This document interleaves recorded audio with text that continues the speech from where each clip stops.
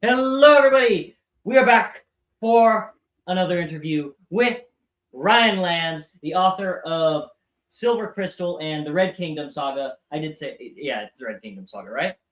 Yep, you got it. Great to be on. Thanks.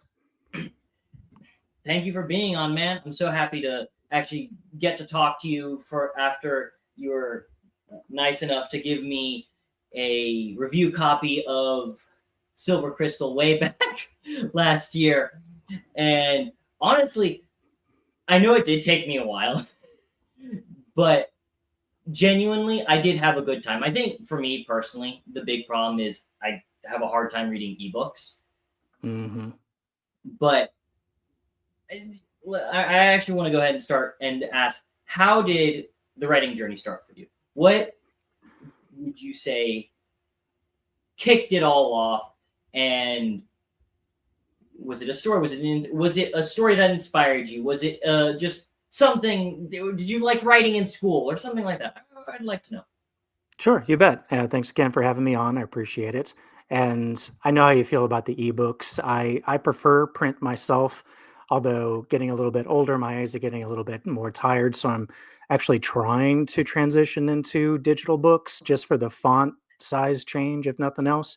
But there's nothing like reading a print book and smelling the old pages and holding in your hand and seeing just at a glance how far away from the end you are. There's just something about that that does it for me. Yeah, so writing journey. It's been a while, although I did have a big break in the middle. I was pretty creative when I was younger. When I was actually probably around 12 years old, I wrote a mystery serial story for a local newspaper, and it was absolutely terrible. No one will ever read it. I do have a copy somewhere. It won't go anywhere but my basement. But so I did that and a few other things. Then I took a huge break, maybe 10 to 15 years of no writing at all. And then maybe about 6 years ago, I just caught the bug and I started writing then. And I wrote a book or two before getting into the Red Kingdom series. And then I just went off from there. That so would you say, do you think there was any reason for those 10, 15 years, or did it just like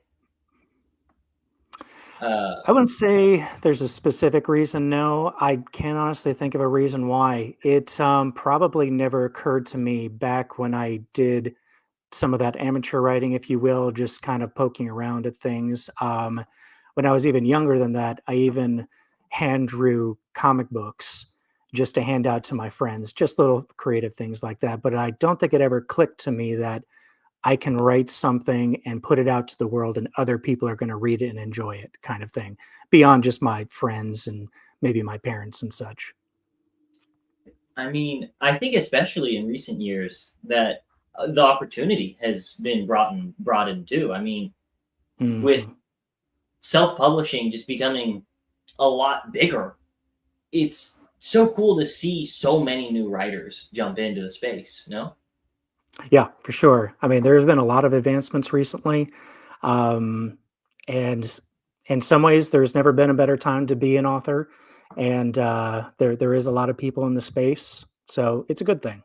More voices are getting heard. And oh my god, I just lost my words for a second. But now I'm curious, what got you back into it? Was it just you sat down at the computer, there was a story in your head, and you said, "Let's go," or was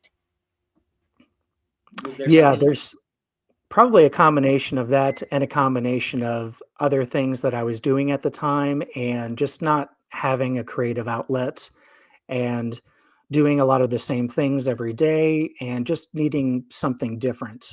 It might have been a perfect storm of that and reading like the perfect chapter in another series that I'm reading probably was the click for me. But I don't recall a single spark moment, but I would imagine that was it.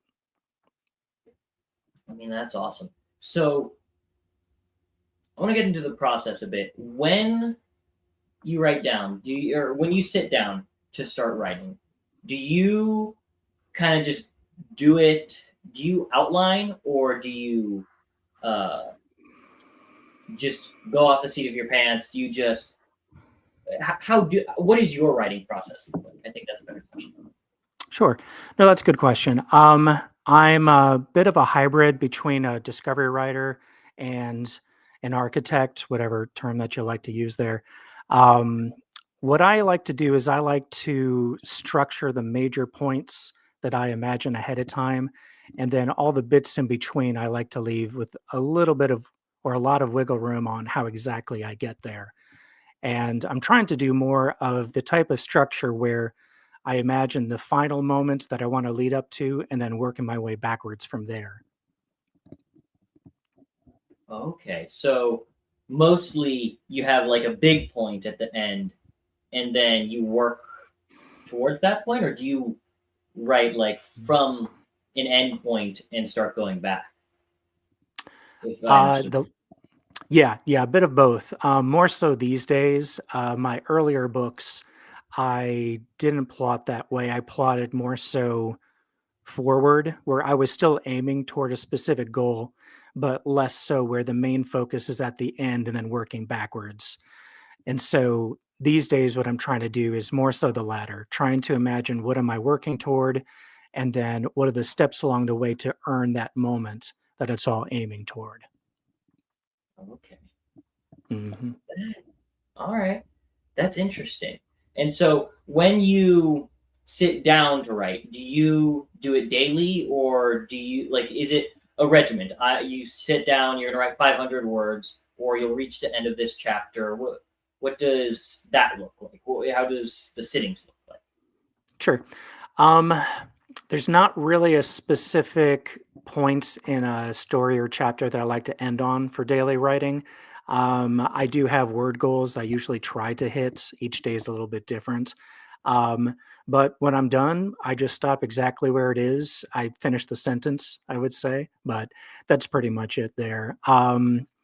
It does feel nice when I finish on a chapter end, but it doesn't always end up that way. Sure, good feeling when it does. But no, I just try to have in my mind one or two things that I'm trying to accomplish with the scene. What I mentioned earlier about trying to, earn towards a certain feeling or sentiment toward the end of the book, and just trying to get as many words done as I can, and especially if I hit my writing goal. I used to do it where I would just keep writing until I hit the goal, no matter what time it was at night, and I would just be tired the next morning. These days, though, I try to get my full night's sleep in because I can do that a bit more with writing, but with editing, I have a rough time editing when I'm tired. I don't know about other people, but it makes it tougher.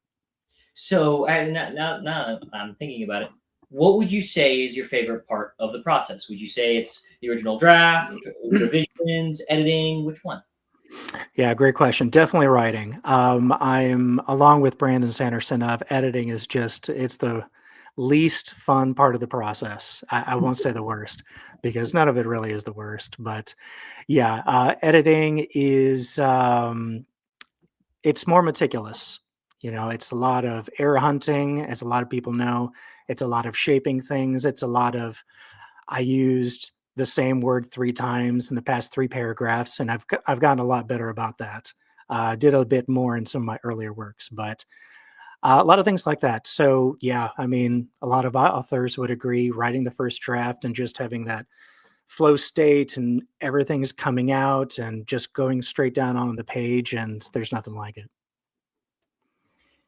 And okay, so that would be your favorite part, the writing segment. Mostly, yeah. A little bit in the plotting. Usually, when I do plotting for a book, I just sit down and for the next few days, usually, I map out all the major points that I want to hit up in the book. And that part's pretty fun. I would say nothing's quite touching writing, though, fresh words. So when it comes down to character writing, Hmm. what would you say your approach is? When and I can assume that's a very vague question. So when I say that, I mean, how do you get into that headspace? do you try to think of, or do you try to think like the character, or do you try to think of how the character would think? Does that make sense? Yeah, it does. I wrote a blog post years ago about how authors are like actors, that a lot of authors, maybe all of them, depending on how you look at it, put ourselves in the heads of the different characters because otherwise, how can you write them authentically? Um, some authors, I think, put a lot more conscious thought into that than others. For me, it's less conscious. For me, it just, this character would say this type of thing. This feels right for this character to say this type of thing. Something that Rail would say would be completely different than something Gobo would say, if you read the first book, for those watching. And for me, it's just a temperature check. Does it feel right? I've heard other authors, though, they think about a lot more consciously, like, I'm going to pretend I am that character for this writing segment, or I'm going to write a monologue from this character and really get into their head in a conscious, direct sort of way. And then for me, it's a little bit more subconscious, I'd say. That makes sense. And I think you do a great job, especially with what you put out, the dialogue. When it came down to the dialogue, I felt like you did a very good job of getting into their heads and saying, "Oh, this is how they would speak. This is like you pointed out, Gobo and Rail. Gobo's speaking makes very oh my god makes perfect sense for him and for his character, whereas Rail's speaking makes perfect sense for his character and the way they interact with one another and their dialogue and their dynamic that way. I find very natural and very well done. That's honestly probably one of the best aspects, I'd say, that I found in your book. The way you wrote your dialogue and the way you had characters interact with dialogue. Thank you. I appreciate that.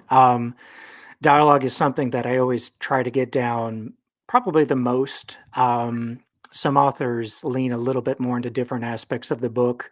As you know, setting is not an area that I lean into quite as heavily, although I'm going to dive into that a bit more in future series. But yeah, characters and dialogue is pretty tops on my list. So I appreciate you saying that. So, do you think, and now this is just kind of popping into my head, this that you will write other series like as grand as this one? Because this is already what, 5 books or 6 Yeah, books? 5 books so far. Yep, it'll be 7 in total. Um, That's a great question. Actually, I've been thinking a lot about that. In the near short term, no, I'm actually aiming towards shorter series. My next series current plan is a duology, and I've been really liking the idea of, and maybe just as a palate cleanser, maybe the pendulum will swing back, but shorter number of books in the series. How much can I dive in and put out in a single book or 2 books or 3 books? But you never know. One day, I may get an itch, and like I said, the pendulum might swing back the other way, and I may just want to bust out a really long, chunker, thick series. Honestly, okay, yeah, I'm actually very excited for that duology because I don't think we get a lot of Me too. duology in fantasy I, or really anywhere. yeah, it's something that I've thought a lot about. It probably has to do with trends, and what readers' tastes are. And I have heard some people say, where are the good standalone books? And there are plenty of them out there for sure, but it feels like there aren't as many these days. And not just for that reason that I want to give it a try, but it just sounds fun. Yeah, I think you're right. I think honestly, you make a good point where a lot of people, and I think I've seen this as well. People are asking, "Oh, where are the standalones?" Because I think, especially with fantasy, we are in a genre that is huge. When you pick up a book, 90% of the time you're making a commitment. You're making a commitment to read that book, and then book 2, book 3, book 4, who knows how many books. Yeah. And standalones are just, I mean, of course, they're there. We have them, but they tend not to be there. And so I think, like you said, it is really nice, maybe for you too, but also for readers, having a nice palate cleanser. Having a 1 or Mhm. 2 book series is something that's like, oh, let's go. This is a very quick thing. I can pick it up and I can be satisfied with a payoff, a setup, and a finale here and now. Definitely. And there's a lot of different aspects to keep in mind for that. There's the business end of how much more likely is someone willing to take a chance on a book one versus starting a 7 book series or something like that. Mhm. Then there's also the creative end, like a palate cleanser, like what we talked about. Once I'm done with the Red Kingdom series, yeah, a palate cleanser sounds really nice. There would be a palate cleanser either way because it'd be a whole different set of characters, different world, things like that. But there's something about it that's very intriguing to me. The in and relatively quick out, and I say quick, probably 100 to 200,000 words, maybe 150,000, split the difference, kind of thing, comparatively to what I've written so far. Would you say that you would come back to the Red Kingdom world, I guess, or Mm. world, or maybe characters after the saga's done? Like, would you come back? Mm. That's a great question. Possibly, possibly. I have a few ideas in mind where I could go back, different entry points, if you will. Um, a few different characters.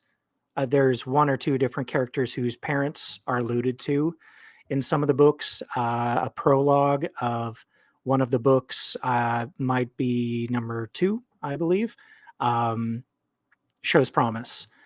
I do show the origin story of Rail, the main character protagonist, in a novella for signing up to my newsletter.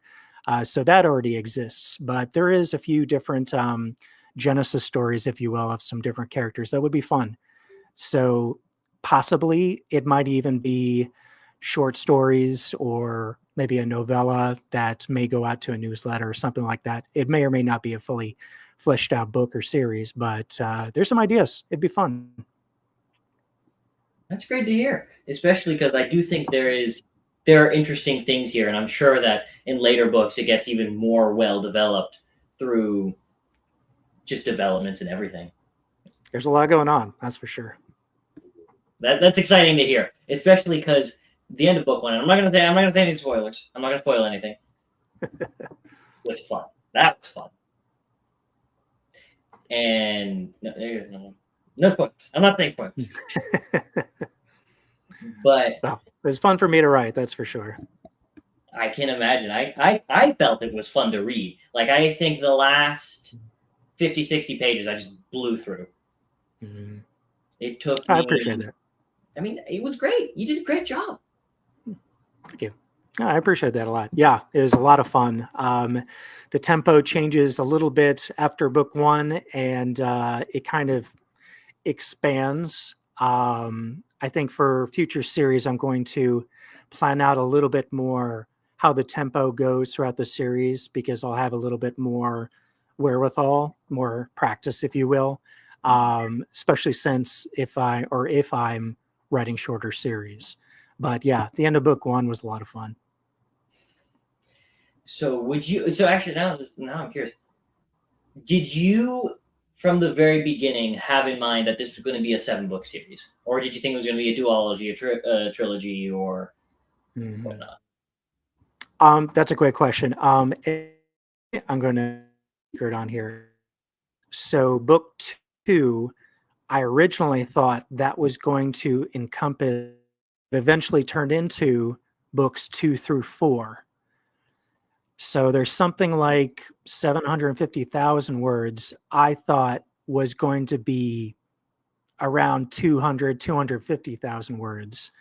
And it clearly didn't end up like that. And that's just because I was green and I thought I could encapsulate it all. And I think something different was, or something similar was done to Well, like Lord of the Rings, not that I'm comparing my books to the Lord of the Rings too much, but how one story was broken into several books. And so I did a bit of that for books 2 through 4. So it's a little bit learning as I went along, but I always knew it would be a longer series. I just wasn't exactly sure how long, whether it's going to be 5 books or 7 books, somewhere in that line. But I knew it'd be a little while. There's enough stories that I wanted to tell from the main characters and the side characters. And for me, there wasn't any way I can do it in too short amount of time. Okay. But, That's everyone has their own sense of pacing. Some people might want to be a little slimmer, a little leaner. Some might want to be a little longer and find out more information about this city or this lore or things like that. So teach their own. the classic, the classic writer's dilemma.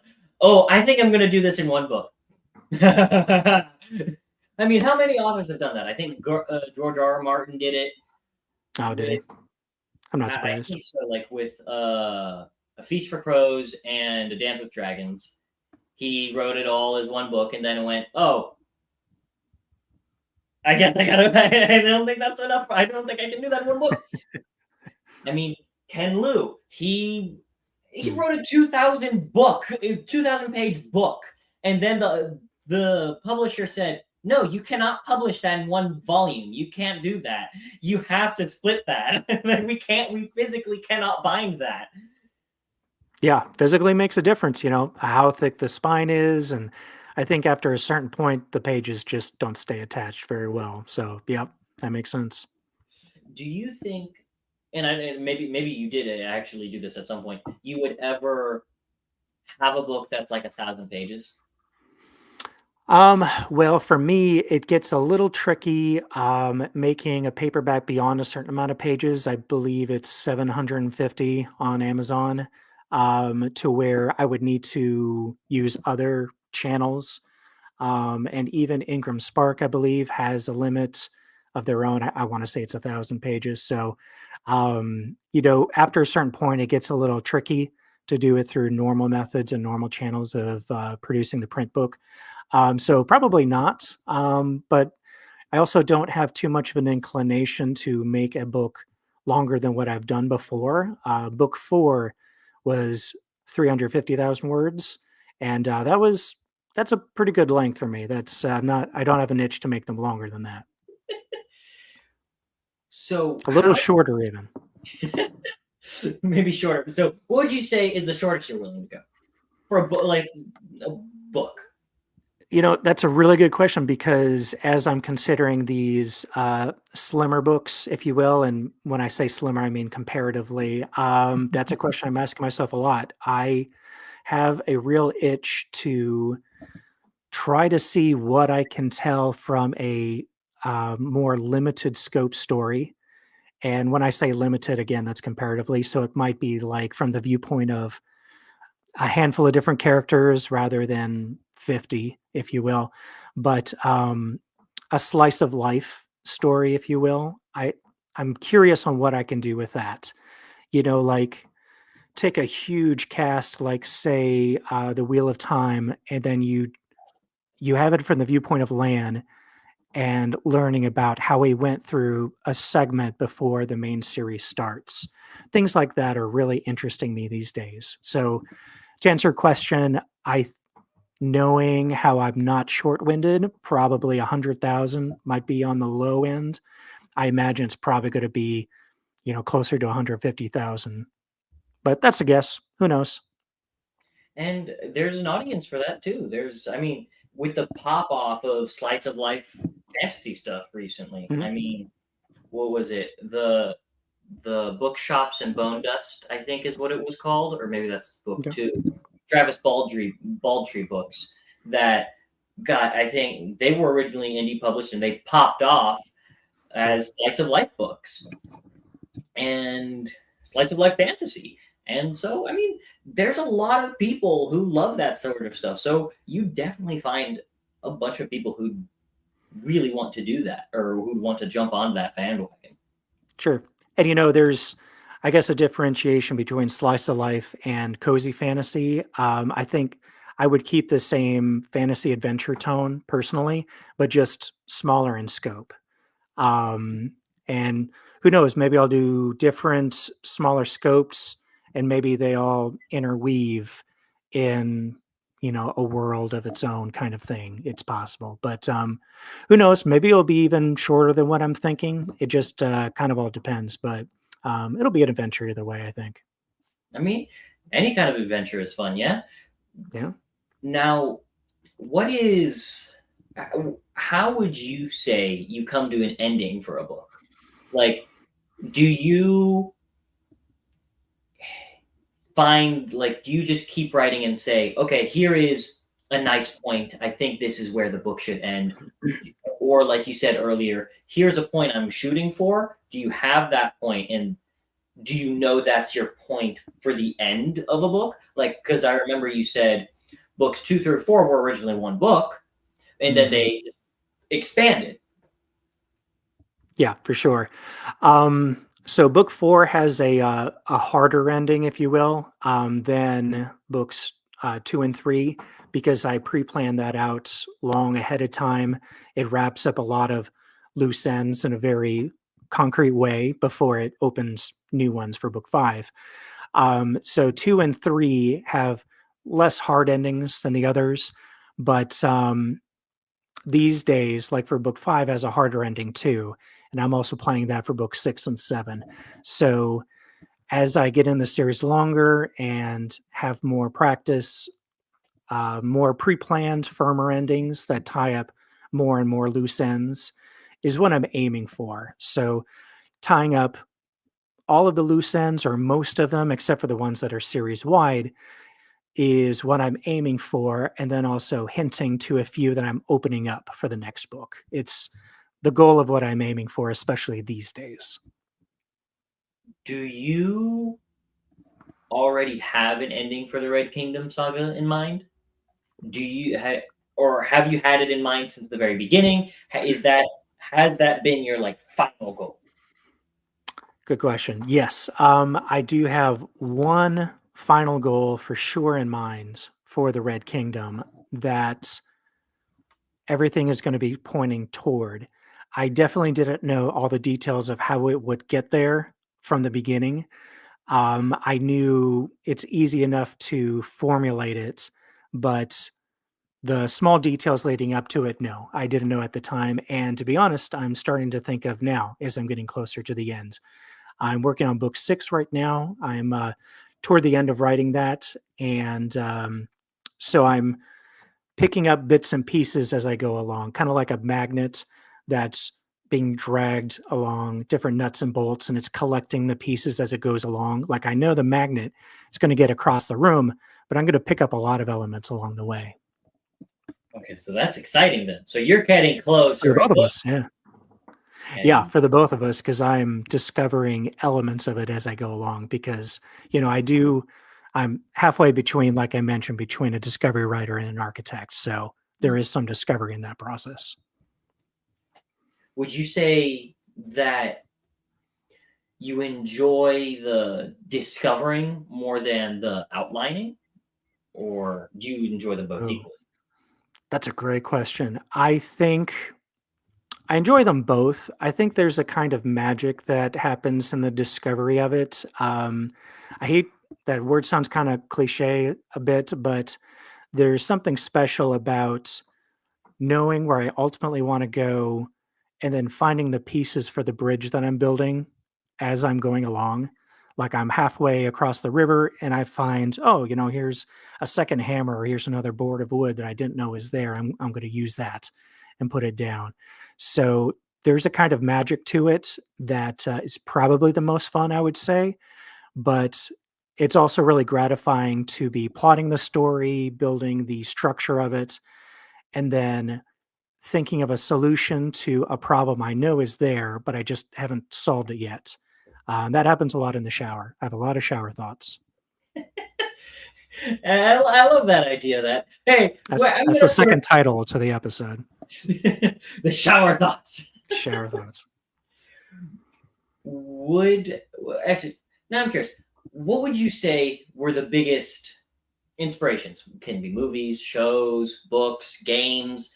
I don't know if you play video games, but what would you say are the stories that inspired you most for this? Yeah, for sure. I used to do some gaming. I don't have as much time, or I don't choose to put as much time to it these days. Sometimes, if there's a particular game, I might use it as a little reward. Like if I hit my writing goal, I'll play 20 minutes of such and such game. Um, but as far as stories, reading, obviously, I read a lot of the Wheel of Time series and Dragonlance. Terry Goodkind back in the day when I was a teen.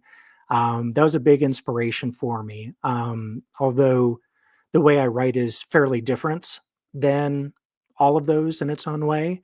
Um, but I got a lot of inspiration from it. Like I used to go out on the road quite a bit with the traveling music tour, and I had a Wheel of Time book in my suitcase, and I'd bring it on the bus.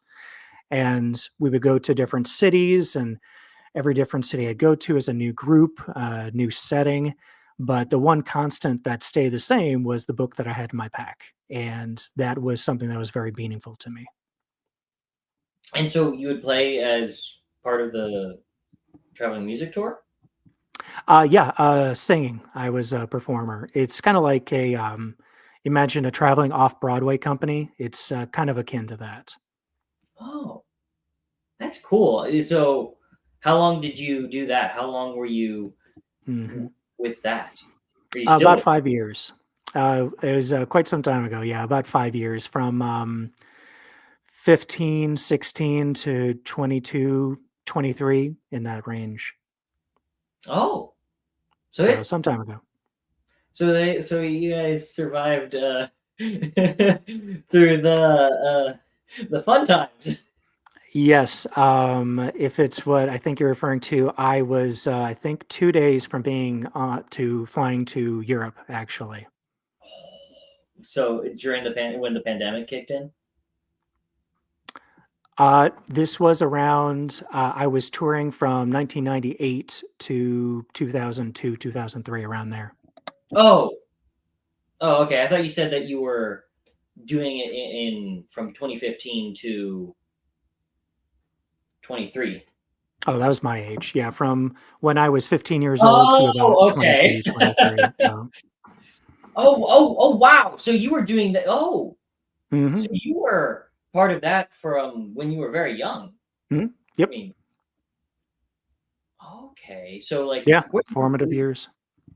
where did you guys go? Like, was it just only around the U.S.? Did you guys go to Europe too? Did you go? Where did you Mhm. guys go? Yeah, a little bit of all over. A lot in the United States. I went on 2 tours to Europe, 1 tour to, the South Pacific, Australia, New Zealand area. Um, yes, there. Okay, Several US tours. Yeah, it was a lot of fun. that does sound fun, honestly. Yeah, got a lot of So, reading done on that tour bus. would you like how would you say that impacted your writing? Or did it impact your writing? I bet it would, but Yeah, great question. Probably a lot of character work. I met a lot of different people, and just kind of sampling of the variety of humanity, if you will. People watching, but interacting with different people, all different walks of life. There are some things I encounter in my travels that I would put into my stories. Like there's one feature in the son of a side character, without saying who it is, and there's a feature inside his house and, well, actually, yeah, a character from book 1, even his house, there's a feature that I encountered on the road. Has to do with water and greenery and all that, that I encountered in Germany, and I just thought, "That's so cool. I wanna put it in something one day." And there it was. that's awesome. Like just you find the small things that are like, oh, Mhm. that's a neat little thing. Let me add it to the book. That's cool. Yeah, and you would, think, "Oh, it's a fantasy story. It's, out there stuff," and sometimes it's just something I encountered in Belgium or France or New Zealand or something like that, and it seems almost otherworldly because it's something different than what I encounter in my normal life. Otherworldly Belgium. Great waffles. I actually want to go visit Belgium at some point because I have a friend who lives there, Oh, and nice. he says it's nice. And so I'm like, well, I kind of actually. Apparently, it's still snowing over there. Oh, really? Well, there you go. I to disclaimer, I didn't spend too long in Belgium. It was mostly a drive through, driving from I think France to Luxembourg or France to Germany, one of the two. But yeah, I stopped over just long enough to go to a gas station to buy a waffle. It was prepackaged in one of the convenience stores, just to say I did. It was pretty good. It was pretty good. I'm not gonna lie. So okay, actually, there. So when I go, I think you said you go to the gym too? Not really. I have an exercise bike at home, one or two pieces of exercise equipment, but not an official gym. So it's a little off topic, but so I when I go to the gym, typically there's like a whiteboard, and somebody every once in a while likes to put up a would you rather. And I promise you this is like slightly on topic. And Okay, on I it it believe you. said waffles, pancakes, or French toast. Oh, going for the really hard hitting journalism questions.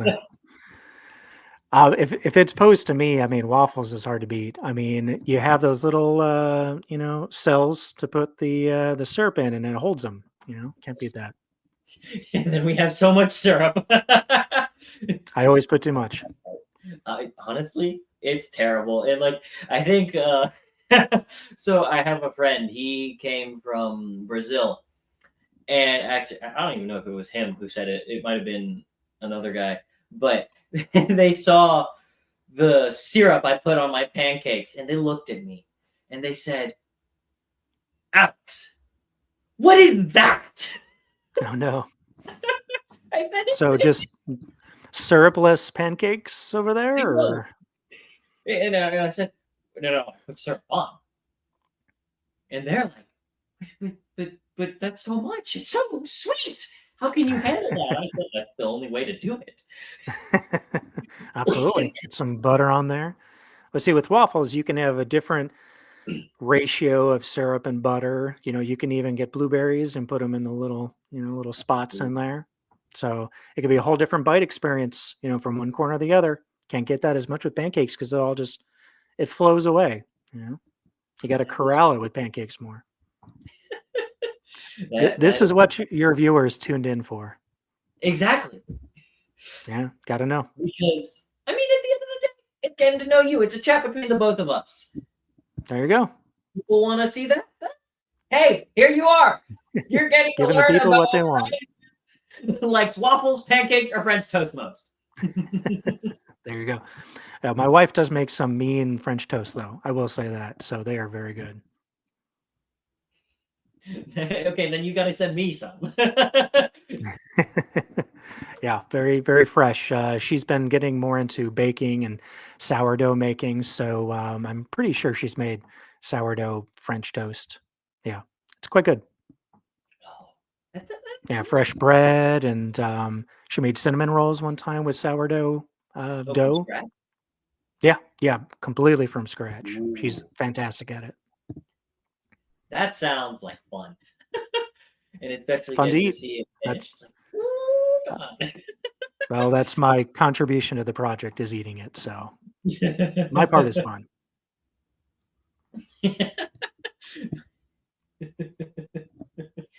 But uh, crap, I lost my train of thought. I gotcha with the waffles. And you were the Oh one who yes, brought it up too. So wait, you didn't? Did you say yours? Is it pancakes? Is it? yeah, We it's got to know pancakes. yours too. Okay, I, mean, there you go. I gotta say pancakes. I don't know why. I feel like it absorbs it more. I feel like it Oh, absorbs the syrup yeah, more. The that's fair. waffles, it's still great. Don't get me wrong, but it's like holding the syrup.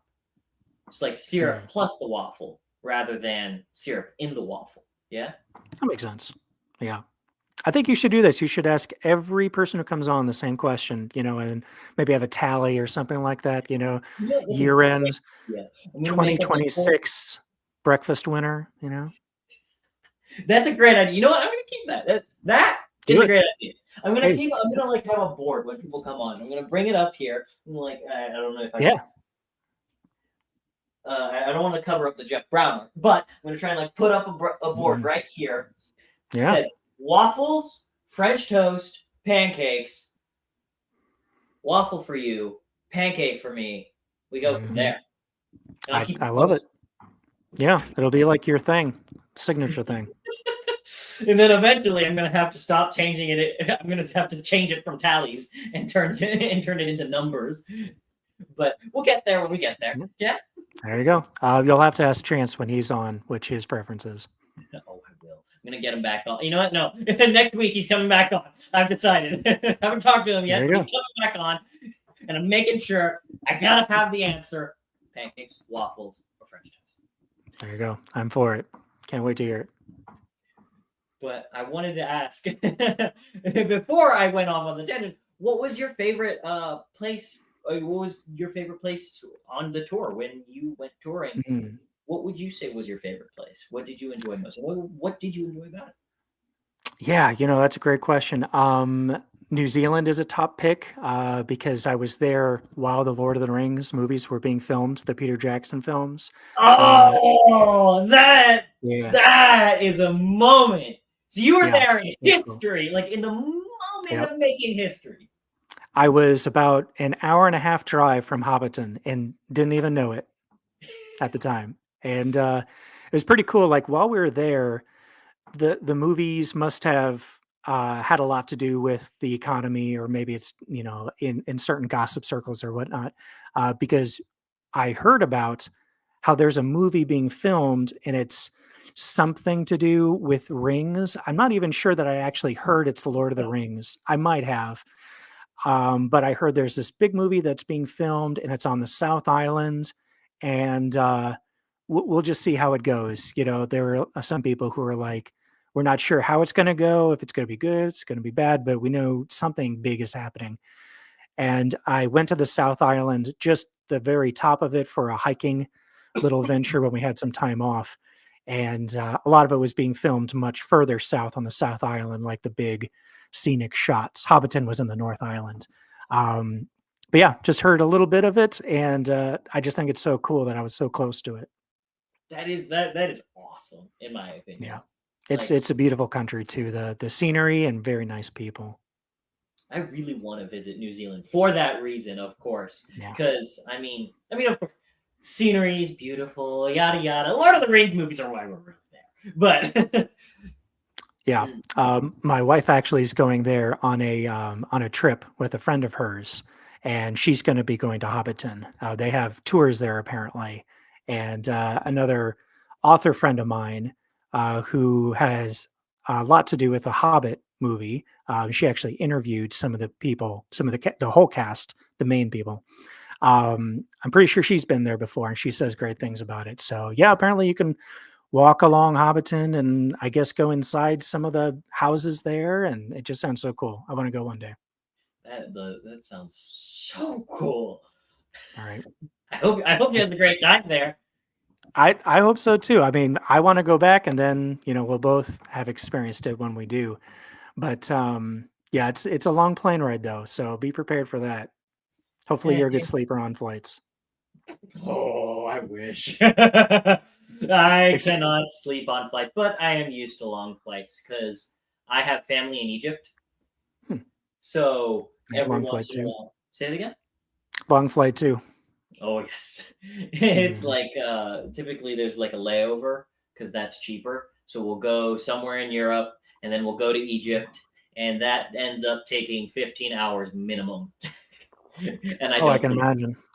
How many layovers is that usually?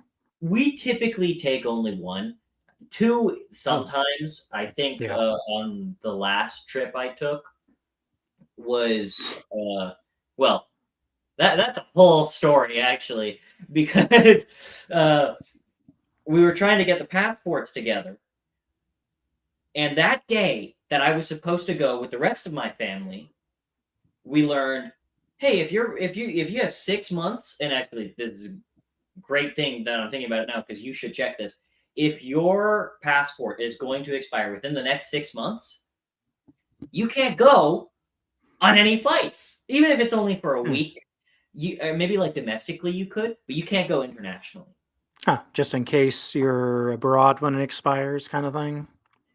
I don't even know because like if it were like I'm gonna stay there for a month and I had 3 months left, yeah, be careful because like there's what if an emergency pops up and you end up staying there for 3 months and then your Sure. passport gets expired. No, it's like you have 6 months left. You go for a week, like I was going for a week. You can't go because you have 6 months left on your passport. So it's kind of weird. Yeah, 6 months is a long time, even for an emergency. Exactly. That's what I was Yeah. thinking. But you Yeah, can't. Sorry, go I'm ahead. surprised it's only one layover when you go there. I always get stuck with so many layovers when I do. I'm surprised it's not to like Paris to Rome to, something like that. Well, I had something like that because yes. Oh, I'll tell you the story. So that day we learned that couldn't happen. So eventually we got me a passport so I could go with them 2 days later. So I went to Paris. That was the first layover. There you go, Paris. What happens at Paris? Stays in Paris. I missed the flight. Oh, I no. missed the flight in Paris, and it was horrible too because I felt like such an idiot because I sat. So it was like I think it was on gate E or L46, and then I sat there, and then around the time my flight was supposed to start boarding, nobody goes there, but I'm not paying attention for some stupid reason. And I missed the flight because what they did was they moved the flight from 46 to 48. And you want to know the difference between 46 and 48? A lot further than what I would think. It's actually it's worse because it's separated by a single wall. Oh, no. So it's like I'm right It was next as to close as it. I thought. It's about 20 feet away from me, but it's Okay. across the wall, so I don't see it. I can't hear it because the speaker they don't do the like airport wide speakers anymore. Mm. Oh, So no. I missed the flight, and I'll spare you the long story of how I was able to find Swiss Air because I ended up needing to use Swiss Air to get to Cairo. Mm. So I went to Switzerland. I went to Zurich. Yeah, that's cool. It was a very nice airport. Not in your immediate case, but in general, that's cool. Actually, honestly, I only felt bad because I was like, crap, I missed a flight. That's annoying. And my entire family was freaking out. Oh no, no, no, Mm. no. And I'm like, great. How am I gonna get there? Right. I was imagining you being like the McAllister family in Home Alone, just at the Paris airport and then figuring out French and how do I get to where I'm going. Honestly, I was thinking that might happen. But thankfully everything No, worked no traveling van of polka players to save you that time, huh? out. Good movie. I should watch that again. I haven't But watched yeah, it. and have you heard in Egypt about the new museum? Yes. So I mean That they, looks they very were cool. building that for a long time. It's like 20 years in the Yeah. making.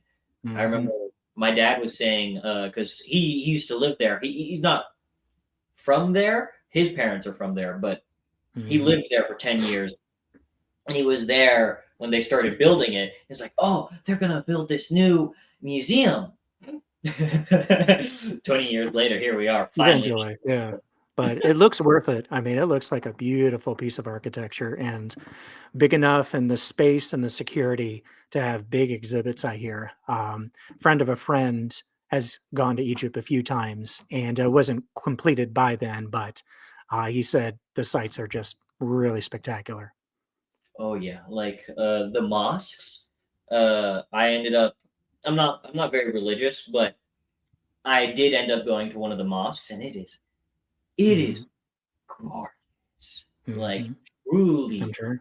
spectacular. They put a lot of hard work and effort into making this just blended, as beautiful as it can be. Very neat. Yeah, somewhere I'd like to go to one day. I think it's very cool. Egyptology and the history of it, it fascinates me a lot. Ancient Roman history and ancient Egypt history. Even some of the prior Egypt history than a lot of people think about, like even before a lot of the um, ceremonies that we are a little bit more familiar with, even before then, when they were still kind of figuring it out and the mythology was being molded in real time. That kind of stuff is fascinating to me. Yeah, like the Old Kingdom. Yes, I'm not real clear on the terms, but I remember watching a documentary where like there's a process of crossing into the afterlife, and there's apparently a lot of later kingdoms where it's much more elaborate, but earlier in this specific tomb, it was much smaller, much more truncated, like 2 out of the 15 steps, if you will, in the common how we know it. And it was interesting seeing how it's kind of evolved in real time and the telling of it and adding in more bits of the ceremony, if you will. It's fascinating to me. I agree, honestly. Of course, I have a bias, but I It's very love cool. I learning that history, like the mythology, everything about it. I just think is so much fun to learn about, so interesting, so intriguing. And I agree with you on the Romans too. By the way, they were Hmm. interesting. So I think Marcus Aurelius's Meditations. I Marcus Aurelius. Do you know who that is? Yes. Hmm. So I don't know if I have them on this shelf, but I did buy a copy of Meditations and I started reading it and I loved it. And Hmm. there's so much interesting. Is he Roman? He's a Roman emperor, yeah. Marcus Aurelius, yeah, he was the peaceful emperor, if you will. He was the large peacetime. Um, he had a lot of wartime, but I believe he had the long period of peace within his reign. Um, the contemplative emperor, or there's some kind of moniker along those lines. Yeah, that makes sense. But like I found it so fascinating. All the Hmm. in-depth ideas that they had in these philosophical concepts like logos. I don't really remember what it was, but like logos was a physical thing to them, whereas today it's like the idea of logic. Hmm. Yeah, I mean, there's a whole wealth of different thought processes and philosophies and how they thought of life and war and things like that. It's so cool. I've always said that if I did believe in past lives, I was definitely an ancient Roman for sure. It's just something about it I just gravitate toward. I mean, yeah, no, I completely agree. It's like the Stoics, the all the different classes of thought that they had, and the way they kind of played upon each other. So interesting, and Hmm. also viewing how those ideas of thought have changed over time. Like we now think of Stoics as very different from what they were back in the day, Sure.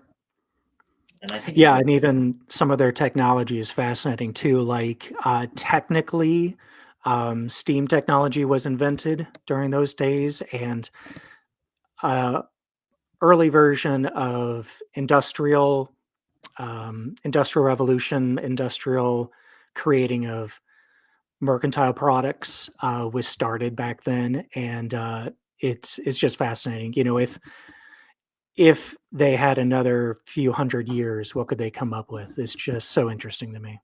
no, you're right. Like I didn't even know about the steam. Yeah, they considered it a toy of sorts, a trinket, a party trinket. Kind of like Benjamin Franklin, how he made a party trinket out of electrifying his guests. You touch something and then it'd shock you, and then it'd pass it around. But yeah, I can't think of all the details off the top of my head. But in Alexandria, there was a philosopher, an inventor who basically created a steam-driven product item that would flip around an arm, a metal arm, and he had that happen with steam power. It was very pr- uh, primitive, small form type of thing. But apparently, it was never thought to accomplish anything else with it. It was just kind of something neat to do. That's But what very if I know. someone needs to write that book, and maybe it'll be me? You never know. Good. That'd be so much fun and so cool. I mean, come It on. might be. It might be. I would read that Probably. book instantly. Probably a lot of research, but it'd be worth it. But I mean, wouldn't the research be fun too? It would be. Yeah. I mean, I watch ancient Roman documentaries for fun anyway, so why not? I'm sorry, what kind of documentaries? Ancient Roman documentaries? I watch them for fun. I believe it. I mean, they are fun. You know, I Mhm. typically, I don't know why. I want to watch more documentaries. I don't watch that many, but Yeah, I do go want for to it. watch more. I just have Hmm. to do it. Great thing about it is that usually you can use half your brain for something else, like the different slides that they have on, or like they're panning over a landscape or something. You don't have to constantly watch it to absorb the information. So sometimes I might have it on and do something else, administratively, and just half entertainment. Yeah, there's a lot of good ones out there. Even the ones where they talk about how they tunnel through a mountain, or how they shape a dock to make ships. It's really fascinating. Or even how they made fish sauce. Watch a documentary about that.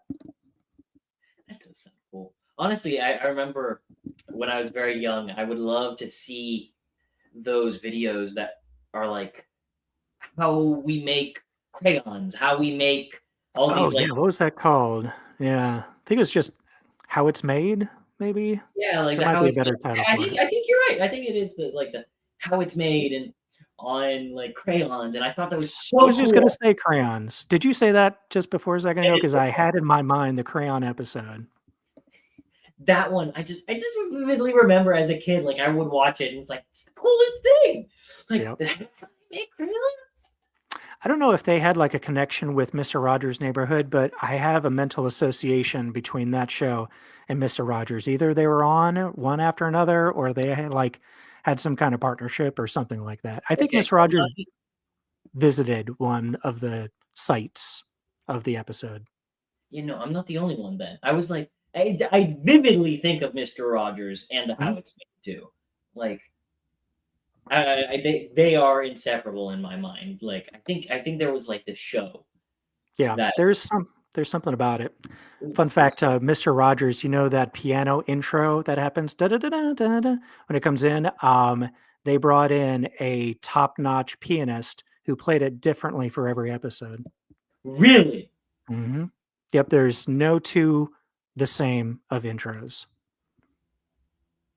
I kind of want to go back and find that out. Like, just hear it and see the difference. It's really cool, yeah. It's Yeah, also whatever stuff like wherever that. I watched it on a video, they had, like, a few of them, like, side by side, and you can hear, like, the small variations. I think it was a jazz pianist, I wanna say. Oh, that And, sounds like, he only did it because it was Mr. Rogers who asked, something like that. I wouldn't have done it for anyone else. I think it was that. But honestly, I love jazz, so it's like, yeah, Mm. come on, give it to me, like a little jazz riff. Yeah, jazz is cool. I'd like to go to more jazz lounges, but, not sure where they are. But they're cool, I've been to a few of them. I didn't even know jazz lounges were a thing. Mhm. Yeah, it's kind of a niche thing, but, they do have them. Some friends of mine would play, kinda jazz music instruments, upright bass and piano, but that was out on the West Coast. So, yeah, I mean, they're around. They're cool, though. That is cool. That'd be a cool thing to like visit and go to at some point. Mhm. Yeah, for sure. I don't know if it's more popular in, say, Europe than here in the United States, but there's gotta be somewhere. I'm sure they'd have some here in the U.S. I mean, Probably. and this might be my ignorance speaking, but isn't jazz? Didn't jazz originate here? I believe it's, commonly known as a Louisiana thing for jazz. That sounds right to me. Yeah. Like, actually, I was thinking Harlem. Maybe that's just me though. Could be. Yeah, but like what I imagine is like the jazz lounge where, you just slowly sip a drink and, couches and tables and things like that. That's the presentation of that, like a slow jazz or a smooth jazz. That's kind of a niche thing, I think, these days. But I That's wish it was more popular. exactly. I was just about to say. That's sad. We Yeah. could just be a little bit more popular. That sounds Yeah. fun. Like you I sit down. mean, they could be on every street corner and we just have no idea, Alex. Maybe we just need to get out more. We're Maybe. maybe we're the shut-ins and we just don't know things. You know what? I'm happy with my books. Oh, but imagine like a jazz book lounge, That would be cool. like a jazz That would be library. cool. Like Yeah. you go into this library, they have jazz music playing, I mean, I and could read while jazz music is playing. Like I could do that. yeah, see, that'd be fine. That'd be cool. Yeah, might catch on. They in my city they had, I don't know if it's still around, like a secret speakeasy kind of bar where it's like there's an actual false door and then someone had to open it to let you in. So maybe there's a bunch of those for smooth jazz lounges and we just don't know. That's They're pretty all cool. secret. Yeah, invite only. Invite only. You don't get to Yeah, come, but this I just guy, he's pretty just not cool. cool enough. Yeah. All right. I Mhm. think I've kept you here long enough. Thank you so much for hopping by, for letting me get the chance to interview you, and for being so kind and generous with giving me a copy of the Silver Crystal. It was a very fun and exciting experience. Before I say anything else, everybody go check it out. Honestly, I do think the Silver Crystal is something you should absolutely give a shot. It is so much fun. I had a great time with it. And with this gorgeous cover and this awesome guy, okay, you're gonna tell me you don't want to read it? That's not true. You wanna. So, real quickly, is there anything you want to talk about? Anything you want to say to kind of wrap things up? Because I do have the links to his books and his website in the description to this live stream. Yeah, just thanks for having me on. I appreciate it. I just came out with book 5. I happen to have it handy there. You could see it in the light. Looks so good. So that just came out last week. I'm very excited about that. And yeah, just excited. After this, I'm going to have dinner and then get right back to book 6. It's possible that I might start back to writing it today for the first time in a few months because I took a break to work on book 5. And then I had to do an editing pass to remind myself the finer details of what I wrote earlier. And so I will catch up to where I'm writing fresh words likely tonight after dinner. I'm very excited about it. So you're getting back to the fun stuff. Yes, exactly. You Nice. got it. So All yeah, I right. appreciate you having me on. It was a lot of fun. Thank you so much. All right. I hope everyone who's watching has an absolutely fantastic day, and I will see you all next time.